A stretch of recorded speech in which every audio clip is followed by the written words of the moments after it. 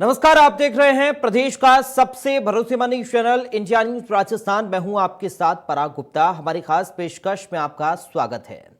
मुंबई की 9 housing societies और कई प्राइवेट कंपनियों के दफ्तरों में हजारों लोगों को कोरोना की नकली वैक्सीन लगा दी गई और इन लोगों को इस बात का पता तब चला जब वैक्सीन लगवाने के बाद इनमें से किसी भी व्यक्ति पर इसका कोई भी साइड इफेक्ट नहीं हुआ।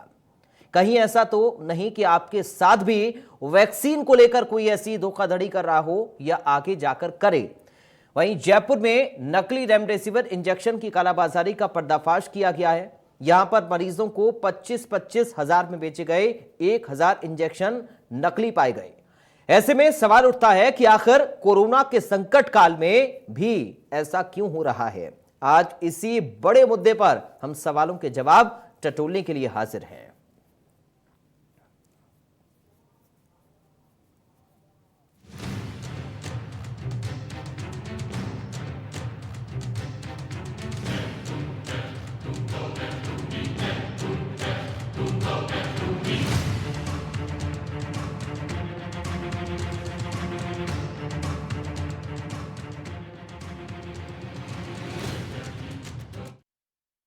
जयपुर में जहां कुछ दिनों पहले कोतवाली थाना पुलिस ने रेमडेसिविर इंजेक्शन की कालाबाजारी करने वाले गिरोह का पर्दाफाश कर बरामद इंजेक्शंस को जांच के लिए लैब भेजा था, तो लैब से जो जांच रिपोर्ट आई है वो चौंकाने वाली है। बरामद इंजेक्शन नकली पाए गए हैं। हाँ, उस फाइल में उस मामले में ये था कि करीब 1000 इंजेक्शन वहां से सप्लाई किए गए थे, जिसमें 40 इंजेक्शन ये फिल्म कॉलोनी में रामअवतार यादव के वाली फर्म को सप्लाई किए गए थे। कुल राजस्थान में 1000 इंजेक्शन सप्लाई होना सामने आ रहा था। जितेश अरोड़ा जो डॉक्टर है उसने सप्लाई किए थे और जितेश अरोड़ा ने शंकरलाल सैनी जो मुरलीपुरा थाने में भी वांछित है, वहां भी एक मुकदमा वांछित क्या अरेस्ट हो गया, यहाँ भी अरेस्ट हो गया और मुरलीपुरा थाने उसमें भी उसका था। और इन दोनों मामलों में करीब 1000 इंजेक्शन उसने यहाँ सप्लाई किए थे। इस पूरे रैकेट में किन सर रेमडेसिविर इंजेक्शन मामले में चौंकाने वाले खुलासे हुए हैं कि जो सारे इंजेक्शन है इनकी रिपोर्ट आई है कि तमाम जो इंजेक्शन थे 1000 इंजेक्शन ये नेगेटिव थे, ये फेक थे। पिछले महीने हमने जो रेमडेसिविर इंजेक्शन की कार्रवाई की थी फिल्म कॉलोनी में, उसको हमने ड्रग टेस्टिंग लैब में भेजा था। उसकी रिपोर्ट हमें परसों शाम को प्राप्त हुई है। उसमें रेमडेसिविर एब्सेंट बताया, रेमडेसिविर नहीं है उसमें ड्रग में, ये रिपोर्ट आई है। इस रिपोर्ट को आधार मानते हुए अब हमने इस फाइल में कुछ गंभीर धाराएं जोड़ी हैं और आगे तफ्तीश जारी है। सर ये जो आरोपी देखिए, मुख्य आरोपी इसमें मयंक गर्ग है, जिसने स्टार्टिंग ऑफ द चेन वहीं से है। मयंक अगर सप्लाई करता है शंकरलाल सैनी को, शंकरलाल सैनी हमारे यहाँ सप्लाई करता है रामअवतार, जो बीच में जितेश अरोड़ा फरीदाबाद में एक चेन में और होता है। ये 4 आदमी इसमें अभी तक सामने आए हैं।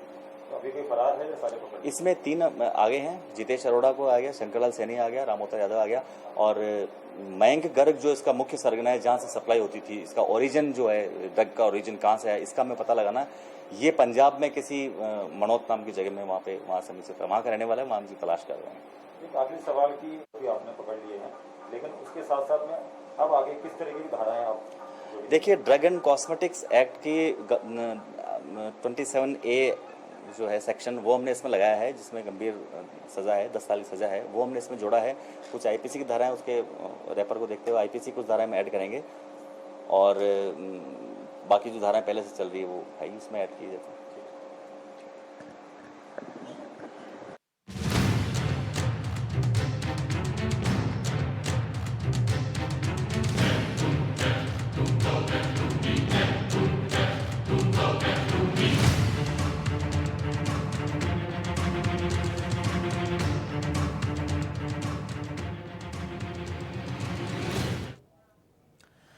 तो आइए आप ग्राफिक्स के जरिए इस पूरे मामले को समझने की कोशिश करते हैं।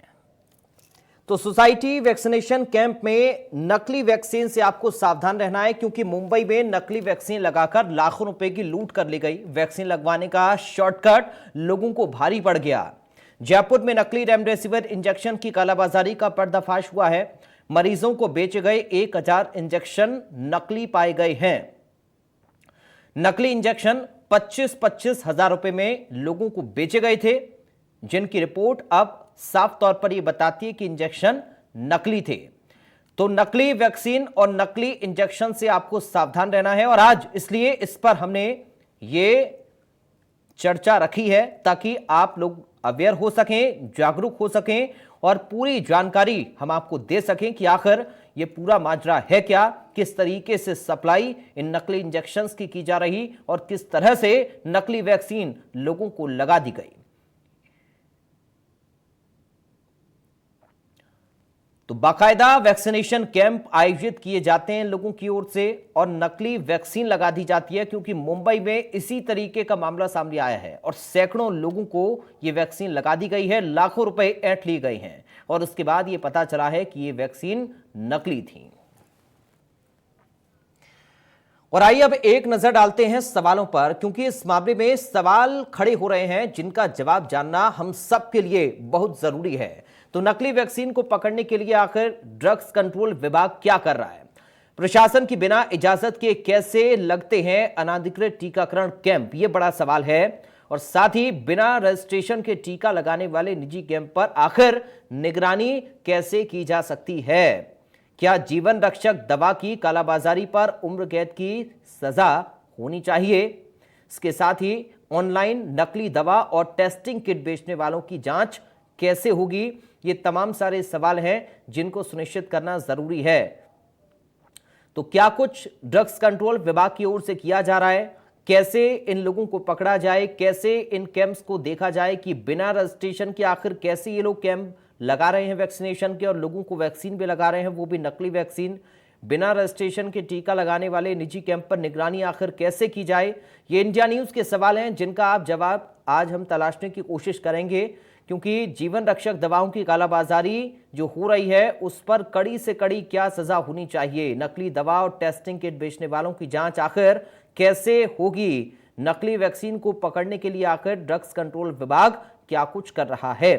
तो ये महत्वपूर्ण सवाल हैं। इन्हीं सवालों के इर्द गिर्द आज की हमारी चर्चा घूमेगी, जिनमें हम इन सवालों का जवाब तलाशने की कोशिश करेंगे, क्योंकि ये सबसे ज्यादा जरूरी है कि आप जागरूक रहें संक्रमण को लेकर भी, वैक्सीनेशन को लेकर भी और नकली दवाओं को लेकर भी।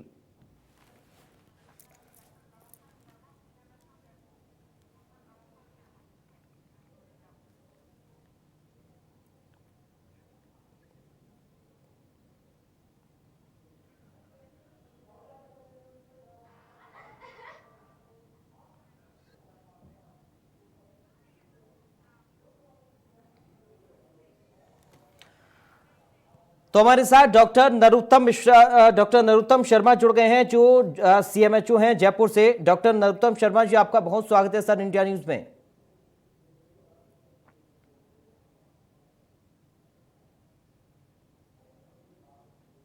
नरोत्तम शर्मा जी, आप सुन पा रहे हैं सर मेरी आवाज?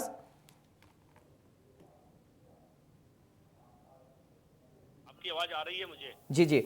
नरोत्तम शर्मा जी, सर आज का जो मुद्दा है ये बेहद संवेदनशील है, बेहद गंभीर है, क्योंकि नकली दवाओं की कालाबाजारी हमने देखी किस तरह से कोरोना काल में ऐसे लोग सक्रिय हो गए जिन्होंने नकली दवाएं बेची। नकली इंजेक्शन की भी खबरें सामने आ गईं और अब नकली वैक्सीन की खबरें भी सामने आ रही हैं। सर, किस तरह से आप लोगों को जागरूक करेंगे? सबसे पहला मेरा सवाल यही आपसे है।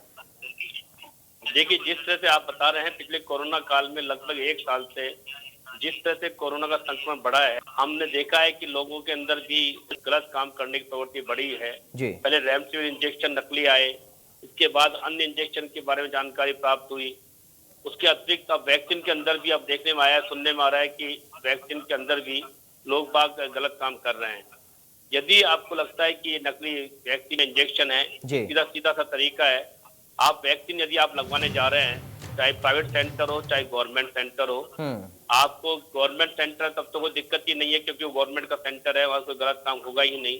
इसके अतिरिक्त जो प्राइवेट सेंटर जिनको वैक्सीन दी गई है, जो बड़े हॉस्पिटल्स है या जिनको भारत सरकार से या सेंट्रल गवर्नमेंट से परमिशन मिली है वैक्सीन लेने की, आप उस अस्पताल से ऑथेंटिसिटी के साथ ही वैक्सीनेशन करवाएं, या तो अस्पताल में जाकर अपने ऑन द स्पॉट रजिस्ट्रेशन करवाएं और फिर आप अपना वैक्सीनेशन करवाएं।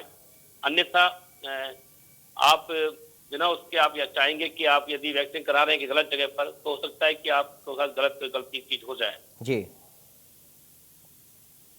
ठीक है, लेकिन नरोत्तम शर्मा जी, अब सवाल यह है कि जब लोग वैक्सीन लगवाते हैं या फिर इंजेक्शन खरीदते हैं तो उस समय वो ये नहीं देखते कि साहब ये नकली होगी या असली होगी। उस समय उनको जरूरत अपनी महसूस होती है। और वही हमने देखा भी कि जो रिपोर्ट आज सामने आई है 1000 इंजेक्शन की, जो लोगों को 25-25 हजार रुपए में बेचे गए, वो रिपोर्ट में पाया गया कि ये नकली इंजेक्शन थे।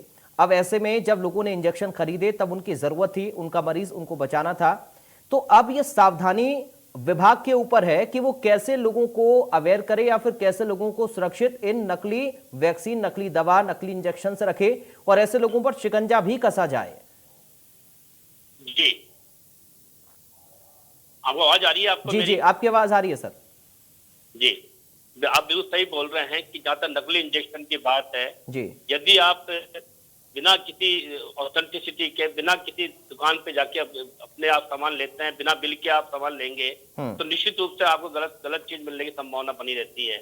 आप जब शॉप से जाके आप अपना शॉप पे जाकर अपना सामान लेंगे, किसी मेडिकल स्टोर से आप सामान लेंगे, तो बिल आपके पास होगा, तो उस पर बैच नंबर और अन्य जानकारी दी होती है। उसके आधार पर आप जानकारी प्राप्त कर सकते हैं ये असली है, नकली है। हुआ ये कि जो ये नकली, जहाँ तक इंजेक्शन का सवाल है, जिन लोगों ने काम किया वो लोगों ने एक गिरोह बना के इंजेक्शन अपने स्तर पर लोगों को अस्पताल में जाकर, जहां भर्ती थे वहां जाके कांटेक्ट करके अपने स्तर पर दिए। या ऐसा देखने में प्राय कभी मिला कि किसी दुकान पे जाके किसी को गलत इंजेक्शन मिल गया हो, ऐसा देखने को नहीं मिला है। ठीक है, नरोत्तम शर्मा जी, आप मेरे साथ बने रहिए। लगातार इसी टॉपिक पर आज हम आपसे चर्चा करेंगे और जानने की कोशिश भी करेंगे कि लोगों को हम सावधान कैसे करें, अवेयर लोगों को कैसे करें, क्योंकि ये सबसे ज्यादा जरूरी है कि कैसे लोग जागरूक रहें, चाहे वो संक्रमण को लेकर हो, वैक्सीनेशन को लेकर हो, चाहे वो नकली दवाइयों, इंजेक्शंस को लेकर हो। क्योंकि मुंबई में और मध्य प्रदेश की सत्ता में इस तरह की खबरें सामने आई कि नकली वैक्सीनेशन कैंप लगाया गया और वहां पर लोगों को सैकड़ों की संख्या में वैक्सीन की पहली डोज लगा दी गई। और चौंकाने वाली खबर तब सामने आई जब लोगों को इस बात का इल्म हुआ कि उनको जो वैक्सीन लगाई गई है वो नकली है। दरअसल इस वैक्सीन के कोई भी साइड इफेक्ट लोगों के शरीर पर नहीं हुए, ना फीवर आया, ना पेट में दर्द हुआ, ना बॉडी पेन हुआ, कोई भी दिक्कत नहीं हुई। जबकि डॉक्टर्स इस बात को कहते हैं, WHO भी इस बात को कह चुका है कि अगर आप वैक्सीन लेते हैं कोई भी, तो आपको उसके साइड इफेक्ट हल्के फुल्के जरूर रहते हैं। लेकिन जब लोगों को लगा कि वैक्सीन लगाने के बाद कोई भी साइड इफेक्ट उनको नहीं हो रहा है, तो शक हुआ और जिस बड़े अस्पताल का नाम लेकर वैक्सीनेशन कैंप लगाया गया था, उस अस्पताल में जब पता किया गया तो वहां से पता लगा कि उस अस्पताल ने कोई भी वैक्सीनेशन कैंप आयोजित किया ही नहीं था। तब जाकर लोगों ने पुलिस में शिकायत दर्ज कराई और उसके बाद पुलिस ने लगातार एक्शन लिया, छापेमारी की और कुछ लोगों को गिरफ्तार भी किया। तो ये मुंबई का पूरा घटनाक्रम आपको हम बता रहे हैं। इसी तरह की एक तस्वीर सतना से भी सामने आई थी। तो जाहिर तौर पर इस तरह की घटनाएं और आगे ना हो, इस तरह के नकली कैंप वैक्सीन के और आगे आयोजित ना हो, इसको लेकर आपको सावधान रहना बेहद जरूरी है। और आज इसलिए इस खास मुद्दे पर हमने इस डिबेट को रखा है, इस टॉपिक को उठाया है, ताकि आप इसे अच्छे से समझ पाएं। इसलिए बड़े ही ध्यान से देखिए और समझिए, डॉक्टर को सुनिए कि आखिर क्या कुछ वो आपको सलाह दे रहे हैं, क्योंकि लगातार इंडिया न्यूज समय समय पर अपने दर्शकों को जागरूक करता रहता है, अवेयर करता रहता है, चाहे वो वैक्सीनेशन की बात हो या फिर संक्रमण की बात हो या फिर नकली दवाइयों से सावधान रहने की बात हो। तो आज इसी पर लगातार हमारी चर्चा जारी है और डॉक्टर नरोत्तम शर्मा हमारे साथ लगातार बने हुए हैं। उनसे हम जानने की लगातार कोशिश कर रहे हैं कि कैसे हम और सावधान रह सकते हैं, कैसे आप लोगों को और हम सुरक्षित रख सकते हैं। डॉक्टर नरोत्तम शर्मा जी, अब सर सवाल यह है कि जो वैक्सीनेशन कैंप आयोजित किए गए या फिर जो नकली टीके लोगों की ओर से लगाए जा रहे हैं, जो फर्जी लोग हैं, फेक लोग हैं, लोगों को अपने झांसे में ले रहे हैं, कैसे वो लोग उनकी पहचान करें? क्योंकि इतनी जानकारी लोगों को नहीं रहती है कि पहले उनकी डिटेल वो निकालें या फिर पहले इंक्वायरी उनके बारे में करें, क्योंकि लोगों को ये लगता है कि जब सुविधा घर बैठे मिल रही है तो क्यों ना इसका फायदा उठाया जाए। वैक्सीन को लेके बताता हूं मैं जी। जहां तक वैक्सीन सवाल है, दो तरह के सेंटर हैं, गवर्नमेंट सेंटर और उसके अलावा प्राइवेट सेंटर। जी। जो गवर्नमेंट सेंटर हैं वहां पर तो आपको कोई परेशानी होगी नहीं, क्योंकि वो गवर्नमेंट से ऑथराइज सेंटर पे यदि कोई वैक्सीनेशन हो रहा है तो गवर्नमेंट से प्राप्त वैक्सीन निःशुल्क बिना पैसे लिए आपको लगाया जाएगा। जी। अब आती है बात प्राइवेट सेंटर की, जहाँ पर संभावना है कि आपके साथ कोई चीटिंग हो जाए। प्राइवेट सेंटर अभी तक राज्य सरकार के संबंधित जिले के CMHO से ये ऑथेंटिकेशन लेता है कि मैं वैक्सीन लगाने के लिए उपयुक्त हूँ और मुझे वैक्सीन लगाने की परमिशन दी जाए। जी। उसके बाद संबंधित जिले का CMHO है वो उसको परमिशन देते हैं कि आप अपने यहाँ पर वैक्सीनेशन के सेंटर लगा सकते हैं। यदि आप उसको जगह जाके वैक्सीनेशन करवा रहे हैं तब तो कोई परेशानी नहीं। आप देख सकते हैं कि आप सीएमएचओ का सर्टिफिकेट लेटर दिखाएं कि जिसमें आपको वैक्सीनेशन सेंटर बनाया गया है। नंबर 2, उनकी जो प्राइवेट सेंटर है उसकी वैक्सीन सेंटर की आपका स्लॉट बुकिंग का भी उसमें आएगा। स्लॉट बुकिंग के जब भी मिलेगा जब स्लॉट बुकिंग को वो हमसे सीएमएचओ से शेयर कर लेगा जी। दूसरी बात, यदि कोई प्राइवेट सेंटर अपने स्तर पर कहीं जाकर कैंप करता है, किसी अन्य जगह पर जाकर कैंप करता है, किसी सोसाइटी में किसी अन्य जगह वैक्सीनेशन करता है, तो भी आप उस सोसाइटी में जाने के बाद वो लेटर उनसे प्राप्त कर सकते हैं कि आप गवर्नमेंट से ऑथराइजेशन लेटर दिखाएं जिसमें आपको ऑथेंटिकेट किया गया है कि आप वैक्सीनेशन कर रहे हैं। और जो आपके करने आ रहे हैं उनसे आप उस अस्पताल से संबंधित जो उनकी आईडी है वो जांच सकते हैं। तो गवर्नमेंट का लेटर और उनकी आईडी जांचने के पश्चात यदि आप उनसे वैक्सीनेशन काम कराएंगे तो संभावना चीटिंग होने की बहुत कम रह जाती है। ठीक है सर, लेकिन ट्रैक इन लोगों को कैसे किया जाएगा अब, क्योंकि आगे इस तरीके की घटनाएं ना हो, आगे इस तरीके के फर्जी वैक्सीनेशन कैंप ना लगें जयपुर में, राजस्थान में खास तौर पर, किस तरीके से आगे कदम उठाए जा सकते हैं या फिर ट्रैक इन लोगों को कैसे किया जा सकता है? जयपुर में जहाँ तक सवाल है, राजस्थान में और मेरे हिसाब से अन्य राज्यों में भी यही स्कीम अब आगे शुरू की जाएगी जी। हमने सभी प्राइवेट अस्पतालों से उनकी मांगी है डिमांड थ्रू सीएमएचओ, उसके बाद डायरेक्टरेट जो निदेशालय मेडिकल के वहां पर पहुंचेगी, वहां से सेंट्रल गवर्नमेंट जो कंपनी है उनको डिमांड भेजी जाएगी कि इन अस्पतालों को इतनी इतनी वैक्सीन चाहिए। इसकी जानकारी प्राप्त करने के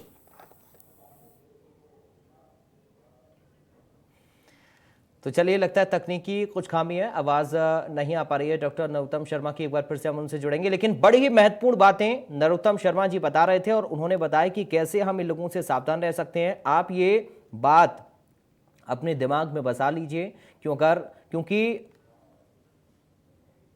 आपका जागरूक रहना सबसे ज़्यादा ज़रूरी है। अगर आपकी कॉलोनी में, आपके अपार्टमेंट में, आपके गली मोहल्ले में कोई भी वैक्सीनेशन कैंप आयोजित करता है तो पहले उससे जानकारी लें और सरकार से ऑथराइज कोई लेटर अगर उनके पास है तभी उन पर यकीन करें। जिस अस्पताल से वो आए हैं उनका आईडी कार्ड चेक करें और पूरी जानकारी लेने के बाद, जांच पड़ताल करने के बाद ही वैक्सीन लगवाएं। नहीं तो आप सरकारी सेंटर पर जाकर वैक्सीन लगवा सकते हैं, किसी प्राइवेट अस्पताल में जाकर आप वैक्सीन लगवा सकते हैं, ताकि किसी भी तरह का डर या भय आपके मन में ना रहे वैक्सीन को लेकर। क्योंकि सबसे ज़्यादा ज़रूरी सावधानी है, संक्रमण को लेकर हो, वैक्सीनेशन को लेकर हो या फिर नकली दवाओं से बचने को लेकर हो। इसलिए आज इस बेहद गंभीर मुद्दे को हमने उठाया है। ये बड़ी महत्वपूर्ण जानकारी है और ग्राफिक्स के जरिए लगातार हम आपको बता भी रहे हैं कि आखिर क्या कुछ ये पूरा प्रकरण है नकली वैक्सीन का, नकली रेमडेसिविर इंजेक्शन का। क्योंकि आज एक रिपोर्ट सामने आई है, जो 1000 इंजेक्शन बेचे गए थे, मार्केट में सप्लाई हुए थे, लोगों को लगा भी दिए गए, 25-25 हज़ार रुपये में बेचे गए इंजेक्शन की जो रिपोर्ट है, आज ये पता लगा है उस रिपोर्ट के जरिए कि वो इंजेक्शन नकली थे। जाहिर है कि ये एक बड़ा नेक्सस है जिसका खुलासा समय समय पर पुलिस की ओर से किया भी जा रहा है। अलग अलग लोग इस तरीके से अलग अलग शहरों में सक्रिय हैं जो कि नकली दवाओं की सप्लाई कर रहे हैं और आपको चूना लगा रहे हैं, झांसे में लेकर आपकी मजबूरी का फायदा उठाकर आपसे रुपए और पैसे ऐंठ रहे हैं। तो जाहिर है ऐसे लोगों से आपको सावधान भी रहना है और वैक्सीनेशन के प्रति आपको जागरूक भी रहना है।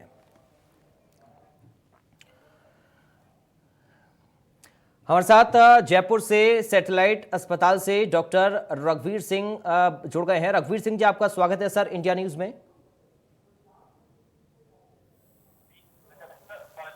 जी रघुवीर सिंह जी, आज हम दरअसल चर्चा कर रहे हैं नकली वैक्सीनेशन कैंप और नकली इंजेक्शंस को लेकर, क्योंकि इस तरह की कई घटनाएं हमने देखी हैं। मुंबई में वैक्सीनेशन कैंप आयोजित किए गए, बाद में पता लगा कि वो नकली वैक्सीन लगा दी गई।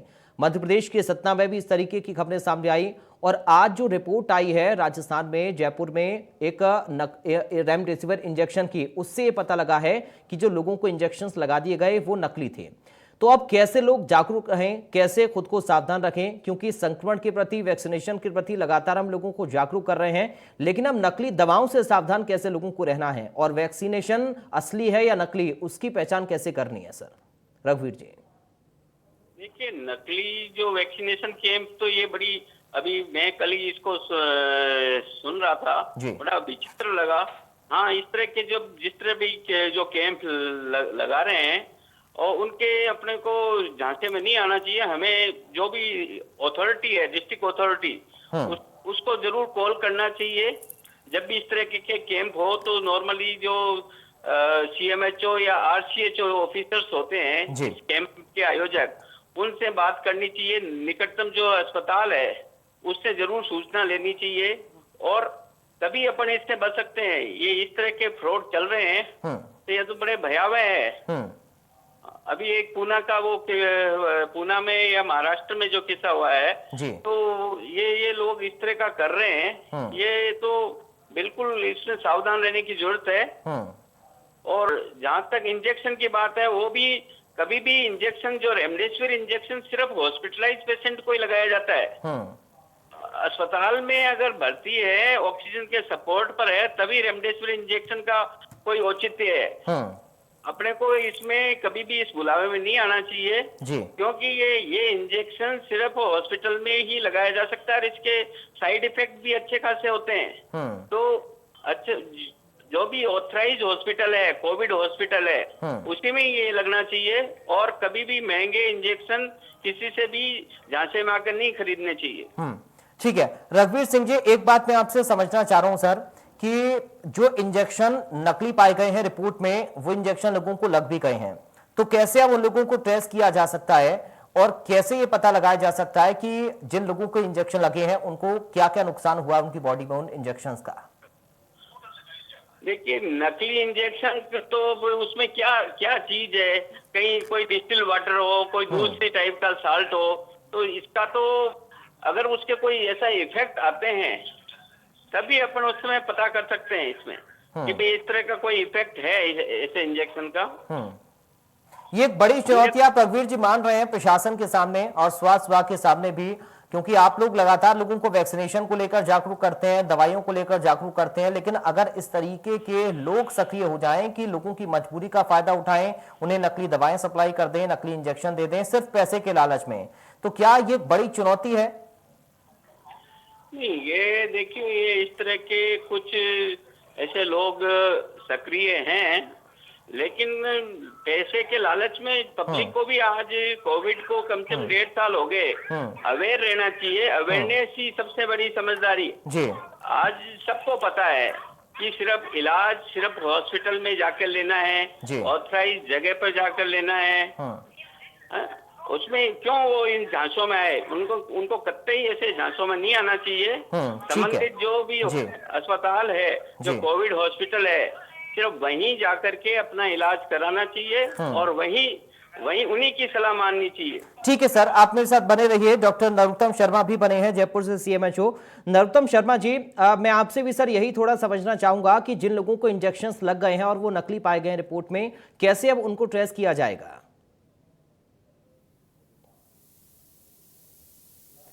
इंजेक्शन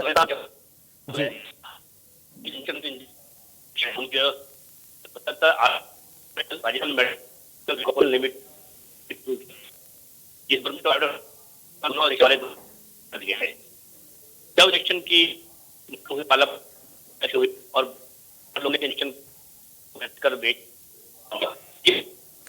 खुले बनाता रहा है। ये लोग इंजेक्शन बाद। नरोत्तम शर्मा जी, आपकी आवाज में थोड़ा डिस्टरबेंस आ रहा है, लेकिन काफी हद तक मैं आपकी बात को समझ पाया हूं और क्योंकि समय मुझे आज इतनी इजाजत दे रहा है, इसलिए आप दोनों से मैं चाहूंगा इजाजत। नरोत्तम शर्मा जी, आपका बहुत शुक्रिया, आप हमारे साथ जुड़े इंडिया न्यूज में। साथ ही डॉक्टर रघुवीर सिंह जी, आपका बहुत शुक्रिया, आप इंडिया न्यूज में जुड़े और आप दोनों ने ही बड़ी महत्वपूर्ण जानकारी हमारे दर्शकों के लिए दी है। और हम भी एक बार फिर से अपील करना चाहेंगे सभी दर्शकों से कि आप लोग सावधान रहें, सतर्क रहें और ऐसे लोग जो आपकी मजबूरी का फायदा उठाकर सिर्फ आपसे पैसे वसूलते हैं और नकली दवाइयां आपको देते हैं, उनकी आप शिकायत भी करें। अगर ऐसे लोगों को आप देखते हैं, उनके झांसे में बिल्कुल ना आए, वैक्सीनेशन जरूर करवाएं। अगर आपको जरा सा भी डाउट है तो उसकी शिकायत जरूर करें। सावधान रहें, सतर्क रहें, स्वस्थ रहें, अपना ध्यान रखें। फिलहाल के लिए इस खास प्रोग्राम से मुझे दीजिए इजाजत। आप देखते रहिए इंडिया न्यूज।